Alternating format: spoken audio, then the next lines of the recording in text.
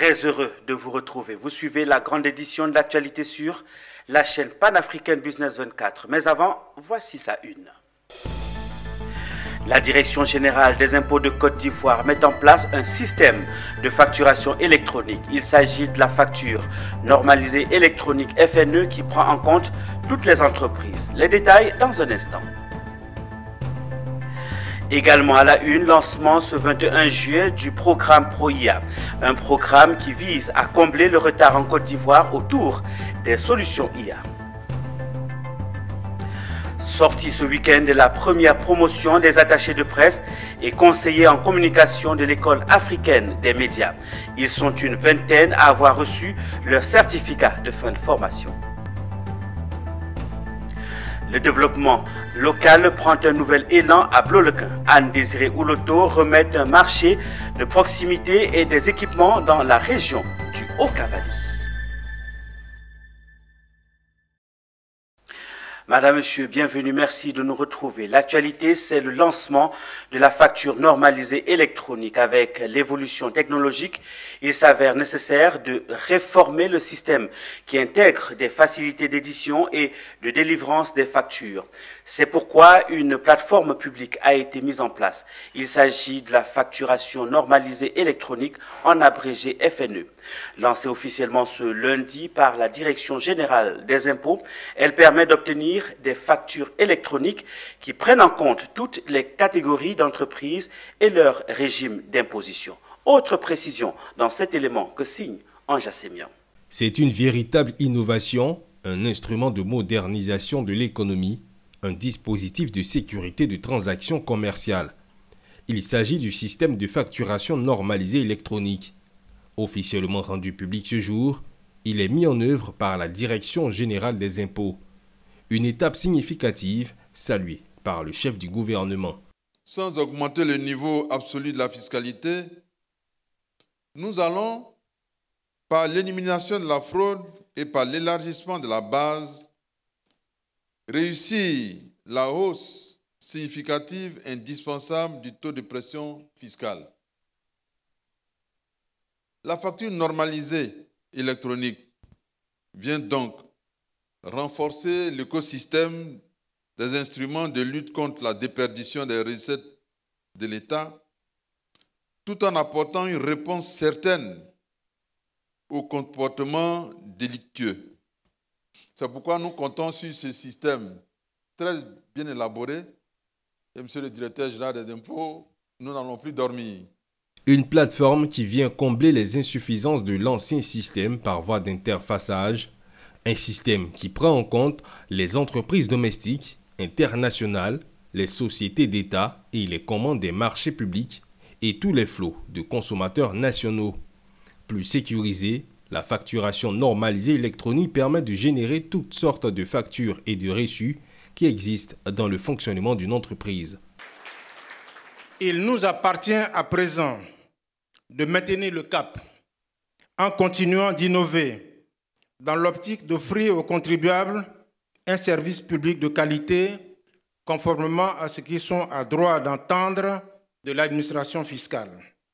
Mesdames et messieurs les représentants du secteur privé, cet outil est le vôtre. Je vous invite à en tirer tous les bénéfices et toutes les facilités en termes de convivialité, de coûts et de sécurité. Chaque entreprise garde son système. La seule différence, c'est que maintenant, vous êtes connecté à notre plateforme. Donc, toutes les factures que vous allez émettre, elles vont apparaître dans le système chez nous. Notons que le projet de la facturation normalisée électronique a débuté en 2005. Son déploiement sera effectif dès le 1er septembre 2025. Autre lancement, c'est celui du programme ProIA.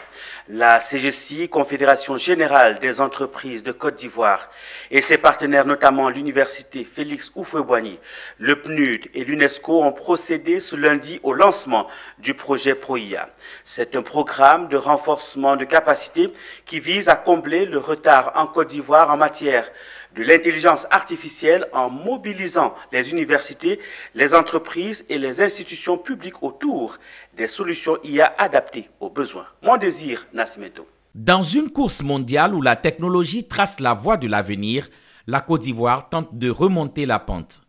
Classé 114e sur 132 pays dans le dernier indice mondial de l'innovation, le pays accuse un retard significatif, en grande partie dû à une faible mobilisation autour de l'innovation technologique. Mais l'État ne compte pas rester spectateur. Face à cet enjeu stratégique, une réponse. Stratégie nationale de l'intelligence artificielle. Un cadre ambitieux destiné à stimuler la recherche, la création et l'usage de l'IA dans les secteurs clés de l'économie. Et pour accompagner cette dynamique, le secteur privé entre en jeu.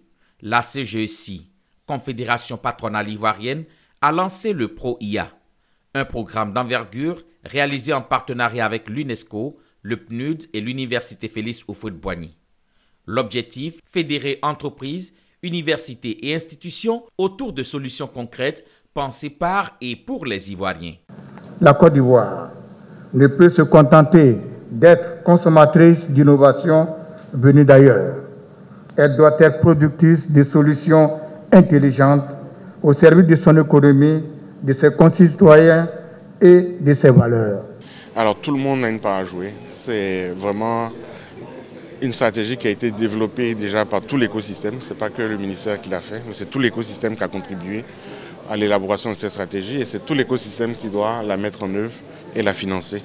Donc le gouvernement aura sa part à jouer, mais il est important que chaque acteur se sente concerné. On a travaillé étroitement avec le CGECI, l'Université Félix Houphouët-Boigny et notre partenaire UNESCO pour travailler ensemble et opérationnaliser, donc mettre en échelle la stratégie de IA que la Côte d'Ivoire a récemment lancée et pour engager le secteur privé, le start-up, l'académie, de faire beaucoup plus de recherche, plus d'innovation. Une très belle initiative parce que le secteur privé est vraiment la locomotive même de cette stratégie-là. Cette stratégie est basée sur l'implication du secteur privé. Que le secteur privé prenne les devants avec des partenaires comme l'UNESCO, le PNUD, c'est vraiment rassurant. Un cap est donc donné, faire de l'intelligence artificielle un levier de transformation économique au service du développement et de la souveraineté technologique ivoirienne. Toujours dans l'actualité, la filière bétail était en activité à Abidjan. L'organisation interprofessionnelle agricole bétail viande de Côte d'Ivoire Gros Ruminants a organisé un conseil d'administration le samedi 18 juillet 2025 à son siège à Cocody. Convoqué par son président, ce conseil d'administration avait deux points principaux à l'ordre du jour. La présentation du décret portant reconnaissance de l'OIA Gros Ruminants et l'adoption de la feuille de route du gouvernement. Notre reporter Philippe Zabo était témoin du déroulé de ce conseil d'administration. Suivons ensemble son reportage. Présentation du décret du 12 mars 2025 portant reconnaissance de l'organisation interprofessionnelle agricole de la filière des gros ruminants. Et présentation encore de la feuille de route du ministère des Ressources animales. Tels sont les deux points clés qui ont marqué le conseil d'administration de l'OIA Gros Ruminants. Après discussion, à l'unanimité des membres présents, le second point a été adopté. Le samedi surpassé, le ministre nous a fait l'honneur en demandant tous les 5 OIA de venir, ils vont faire la remise officielle et c'est ce qui est fait. Et c'est normal que nous on convoque notre conseil d'administration pour dire à tous les acteurs que le gouvernement a fait ce qu'il pouvait faire et c'est à nous maintenant de tasser les ceintures pour se mettre au travail et surtout développer l'élevage en Côte d'Ivoire et approvisionner le marché ivoirien. Les feuilles de route que le ministère nous a données, on a lu ça publiquement. Et pour que tous les délégués qui vont retourner, chacun a eu copie, ils vont aller faire lire ça pour qu'on respecte les textes de Côte d'Ivoire. Dans la même veine, comme recommandé par la feuille de route, le directeur exécutif de l'OIA a été présenté à l'assistance. Pendant ce temps, dans un bureau annexe, se tenait le conseil d'administration de la Confédération nationale de la filière bétail-viande de l'Afrique de l'Ouest. À la fin des travaux, le délégué du Mali a résumé la rencontre. Cette réunion du conseil d'administration, elle est pour nous d'une importance capitale. Nous avons envoyé plus de 60 000 têtes pour la fête des Tabaski en Côte d'Ivoire.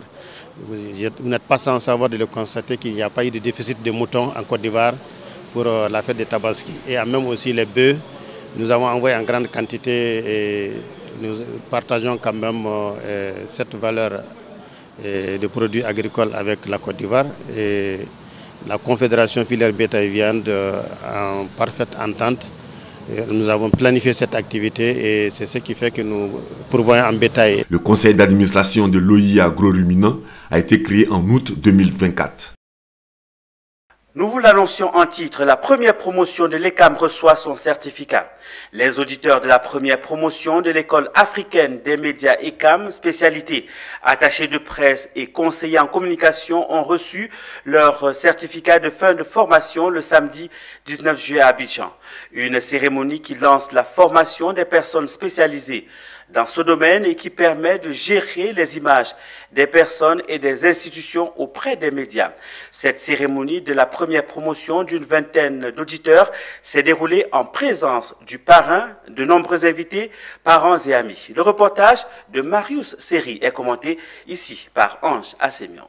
Ils sont une vingtaine d'auditeurs issus de l'École africaine des médias, ECAM, le centre de formation de l'Institut présbytérien de Côte d'Ivoire. C'est la toute première promotion de cette école, opérant dans divers domaines d'activité, à recevoir leur certificat de fin de formation, après 6 mois de formation, dont 3 mois de théorie et 3 mois de pratique. 2 spécialités étaient concernées par cette formation, des attachés de presse et des conseillers en communication. 2 rôles bien distincts, mais qui peuvent parfois se chevaucher. Bon, moi déjà j'accompagne déjà certaines personnes dans les communications. Donc pour moi, comme je l'ai toujours dit à mes amis même à l'école, j'ai un cas pratique sous la main. Donc toutefois, j'applique ce que j'ai appris là-bas avec le cas pratique que j'ai sous la main. C'est carrément un océan qui sépare de ce que je pensais et ce que je vis après avoir été formé pendant ces 6 mois. Vous savez, en tant que journaliste, au quotidien, nous rencontrons des chargés de communication, nous sommes tout le temps avec des attachés de presse. Mais j'avais cette vilaine façon de penser, peut-être que c'est juste des confrères à moi, des journalistes qui, bon, finalement, ne veulent plus le terrain, ont décidé d'aller au bureau. C'est maintenant, après cette formation, je me suis rendu compte que c'est carrément un métier à part. Pour mieux réussir cette nouvelle aventure, il faut suivre quelques conseils. Il faut d'abord croire, parce que ça se fait par amour. C'est ça le leitmotiv. On ne fait pas parce qu'on n'a pas réussi ailleurs. On le fait parce qu'on y croit. On veut en faire son métier et on veut faire de bonnes choses dans ce métier. Nous avons estimé que le besoin sur le marché est réel. Parce qu'effectivement, il y a des gens qui sont des chargés de communication, mais très souvent, on se rend compte qu'ils ne sont pas à la hauteur des attentes. L'école africaine des médias fait référence à l'Institut africain des médias, basé à Abidjan, en Côte d'Ivoire. L'école africaine des médias est un acteur important dans la formation au métier des médias en Afrique, offrant des formations professionnelles axées sur la pratique et l'insertion professionnelle. En littérature à présent, 3 nouvelles œuvres paraissent dans les librairies à Abidjan.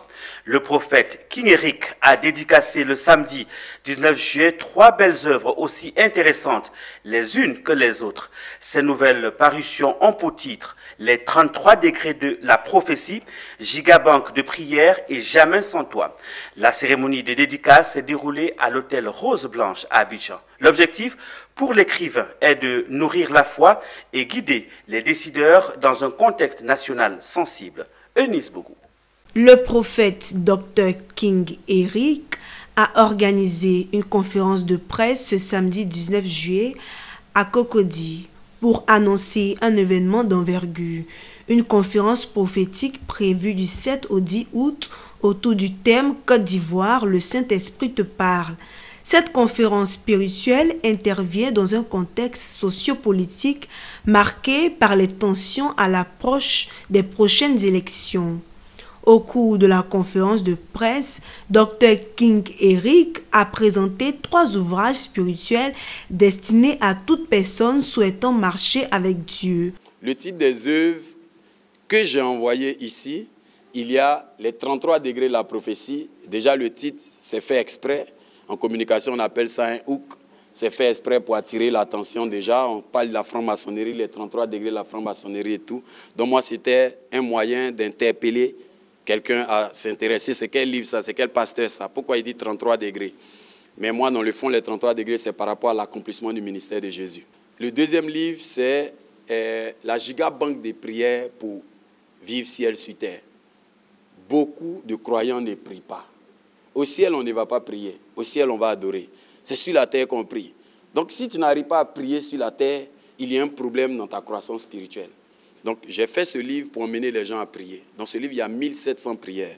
Il y a 142 thématiques dans le livre qui permettent aux chrétiens de se situer dans une thématique et de pouvoir prier pendant 1 heure de temps. Et le dernier livre, c'est « Jamais sans toi, Saint-Esprit », c'est mon coup de cœur.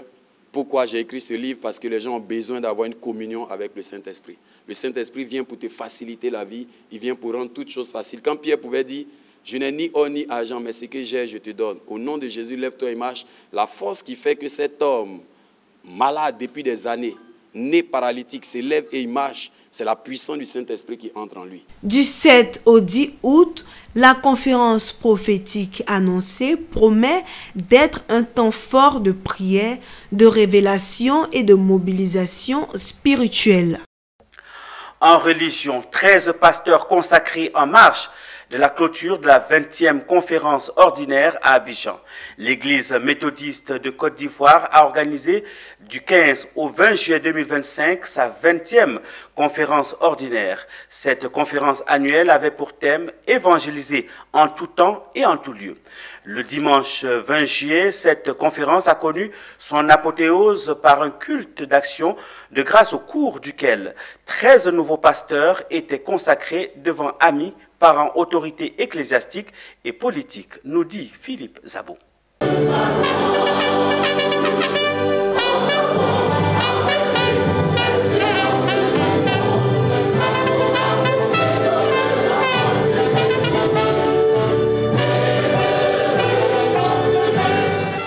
Autour d'un commun accord, tel est le titre de l'homélie du très révérend pasteur Michel Lobo, inspiré d'Actes chapitre 2, versets 41 à 47. Il y présente les points clés de la 20e conférence ordinaire de l'Église méthodiste et trace une feuille de route pour la Côte d'Ivoire et l'institution religieuse. Un commun accord s'est fait. Inclut des aliments adressés aux anciens et aux nouveaux, aux jeunes et aux adultes, aux femmes et aux hommes, aux districts ordinaires et missionnaires, dans une solidarité agissante, en évangélisation, en finance, en vie d'amour, de prière. Soyons des chrétiens heureux d'être au service de Dieu. Au service de Dieu. Au service de Dieu et du prochain. Dans une Côte d'Ivoire qui aspire à la paix.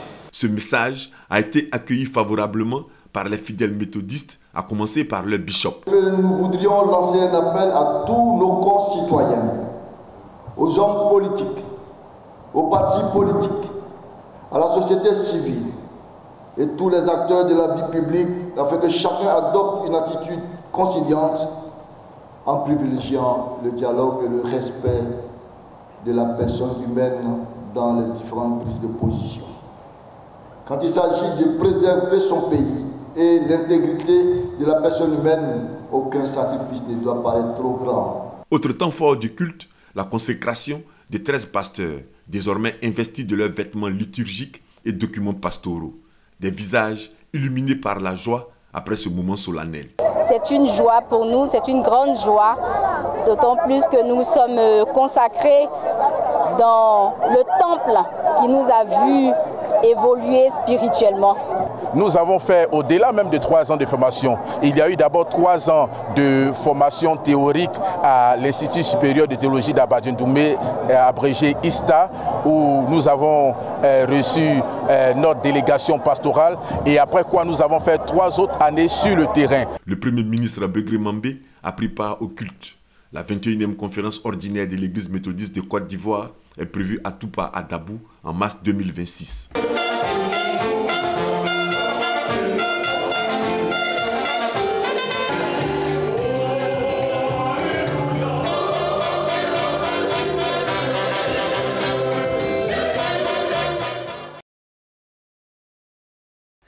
L'actualité dans les régions. Blolequin, le marché de proximité de Point-Badouébli a été inauguré. Longtemps attendu par les populations, notamment les femmes de la localité, ce marché de proximité situé dans la sous-préfecture de Doké, département de Blolequin, a enfin été inauguré. C'est la ministre d'État, Anne-Désirée Ouloto, présidente du conseil régional du Cavali, qui a procédé le samedi 19 juillet 2025 à l'inauguration et à la remise officielle de cette infrastructure tant espérée. Une cérémonie placée sous le sceau de la cohésion. Reportage Théodore Kanga. Cette inauguration s'inscrit dans le cadre de la cérémonie officielle de remise des marchés de proximité du district autonome des montagnes. Très attendue, cette initiative s'avère dans le programme de développement local conduit par le conseil régional du Cavali. L'objectif est de doter les zones rurales d'infrastructures commerciales modernes pour améliorer les conditions de vie des populations. Le nouveau marché de Point-Badouébli est équipé d'espaces de vente couvertes, de hangars, de latrines ainsi que de points d'eau. Ces aménagements visent à offrir aux commerçants, majoritairement des femmes, un cadre de travail plus sain et sécurisé. La ministre d'État, Anne-Désirée Ouloto, a profité de l'occasion pour lancer un appel fort à la cohésion sociale et à la paix dans la région du Cavali. Nous devons rendre grâce à Dieu d'abord. Grâce à son regard sur la Côte d'Ivoire, sur le Cavali et sur Doké, notre région et notre pays sont en paix. Quand il y a la paix, tout devient possible. Et j'aime rappeler que quand il y a la paix, tout devient possible. L'Office d'aide à la commercialisation des produits vivriers, OCPV, structure sous tutelle du ministère du Commerce et de l'Industrie, était représenté par M. Nyaye Adou Bernard. Lors de cette remise officielle, plusieurs groupements de femmes ont bénéficié de matériel pour renforcer leurs activités génératrices de revenus. De façon spécifique, il s'agit à travers ce projet de construire dans les principales zones de production des marchés de proximité équipés de camions, de tricycles, de motos, d'ordinateurs de balance et bascule pour faciliter la collecte, le groupage, la pesée, le reconditionnement, l'enregistrement des données et l'expédition des produits vivriers vers les centres de consommation. Nous n'allons pas réussir ce projet à 100% seulement. Nous allons le réussir à 1000%. Car la ministre Anne-Désirée Ouloto n'associe jamais son nom à l'échec. La remise de ces 3 marchés de proximité dans le district autonome des montagnes a été réalisée en collaboration avec le ministère de la Solidarité, de la Cohésion nationale et de la lutte contre la pauvreté.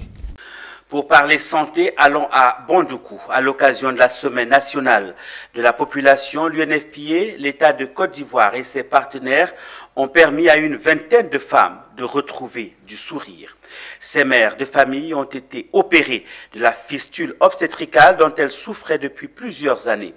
Opérées et guéries de cette maladie dite de la honte, elles ont reçu des kits sanitaires et hygiéniques à l'occasion de cette visite de la représentante résidente de l'UNFPA et du ministre gouverneur du district autonome du Zanzan. On voit tout cela avec Anissé Kouadio, notre correspondant régional dans le Gondougou. Son Excellence Cécile Zoungrana Compaoré, représentante résidente de l'UNFPA en Côte d'Ivoire, accompagnée du ministre-gouverneur du district autonome du Zanzan et du directeur général de l'Office national de la population, sont dans les locaux de l'établissement public hospitalier régional de Bondoukou pour rendre visite à une vingtaine de femmes qui ont été opérées de la fistule obstétricale grâce aux soins de l'UNFPA et de l'ensemble de ses partenaires pour permettre à toutes ces femmes de retrouver leur dignité. L'élimination de la fistule obstétricale fait partie des priorités de l'UNFPA. Faire en sorte que les femmes puissent éviter d'avoir la fistule obstétricale. Donc nous devons continuer à opérer celles qui sont victimes de fistules, mais aussi à faire en sorte qu'il n'y ait pas de nouvelles fistules. C'est un sentiment de joie, heureux de voir que l'UNFPA nous appuie depuis de nombreuses années. Il y a un travail de fond qui est fait. L'UNFPA appuie le district du Zanzan et je les remercie pour ça. Nombreuses sont ces femmes du district autonome du Zonzon qui souffrent de cette maladie dite de la honte. Aujourd'hui, grâce à l'INFPE, l'État de Côte d'Ivoire et ses différents partenaires retrouvent leur statut de femme et par-dessus tout leur dignité à travers cette opération. Vous nous redonnez l'espoir de revivre. Pour la majorité d'entre nous, nous étions mortes car rejetées par nos familles, rejetées par nos communautés, mais vous avez entendu nos cris, nos pleurs et notre appel. Vous nous avez offert la possibilité de nous traiter gratuitement. Cette visite des femmes opérées de fistules obstétricales de l'établissement public hospitalier régional de Bondoukou s'inscrit dans le cadre de la Semaine nationale de la population. Cette mission opératoire à l'EPHR de Bondoukou, à l'occasion de la Semaine nationale de la population, a touché plus d'une vingtaine de femmes. Pour l'UNFPE, l'État de Côte d'Ivoire et ses partenaires, de redonner le sourire à toutes ces femmes qui autrefois, à cause de cette maladie dite de la honte, avaient perdu le goût de vivre. On termine ce tour de l'actualité régionale par Daoukro. Dans cette localité, la promotion de l'excellence n'est plus un mot, mais un engagement. La deuxième édition de la journée régionale de l'excellence et du mérite s'est tenue le samedi 19 juillet à l'initiative de la Direction régionale de l'éducation nationale et de l'alphabétisation en partenariat avec le Conseil régional de l'IFU. Une cérémonie solennelle qui a permis de mettre à l'honneur les meilleurs acteurs du système éducatif de la région. Le reportage de Augustin Kra est commenté par Kone Nanourgo. À Daoukro, l'excellence a désormais sa tribune. Pour sa deuxième édition, la journée régionale de l'excellence et du mérite, JIREM, a rassemblé ce samedi 19 juillet 2025 tous les visages du mérite dans le secteur éducatif. De l'école primaire au secondaire, enseignants, éducateurs et inspecteurs, tous ont été distingués pour leur engagement, leur dévouement et leurs résultats. Une reconnaissance portée par l'ADRENA et le Conseil régional de l'IFU. Le prix représente le fruit d'un travail acharné, le fruit d'un travail bien fait. Seul le travail paie. En forgeant, on devient forgeron. Et puis, l'échec n'est pas la fin de toute chose. Et j'aimerais bien qu'ils fournissent assez d'efforts. Il faut tout simplement faire ce que tu dois faire en tant qu'enseignant. Voilà, et le faire avec amour et passion. Au-delà de l'éducation, cette journée traduit une vision, celle d'un développement régional centré sur l'humain. Le président du conseil régional veut bâtir une région où l'éducation, la santé, la formation et les infrastructures forment le socle d'un mieux-être pour tous. Ça s'inscrit dans notre politique de développement régional qui met d'abord l'homme en avant, la formation, l'éducation, mais aussi les infrastructures qui permettent à nos parents de vivre non seulement dans des conditions bonnes, mais également de faire en sorte, et cela s'inscrit encore, j'allais le répéter, dans notre logique, de notre vision, j'allais dire plutôt, de voir cette région devenir la meilleure au niveau de la qualité de ses cadres, au niveau du grand nombre de cadres de bonne qualité. Une vision partagée par les acteurs de l'éducation et les populations, bien décidés à hisser l'IFU parmi les régions les plus dynamiques du pays. C'est tout pour cette session de l'actualité. Merci de l'avoir suivi. Passez un excellent moment en compagnie de nos programmes qui se poursuivent sur la chaîne panafricaine. Je vous retrouve un peu plus tard pour une nouvelle session de l'actualité avec le même plaisir.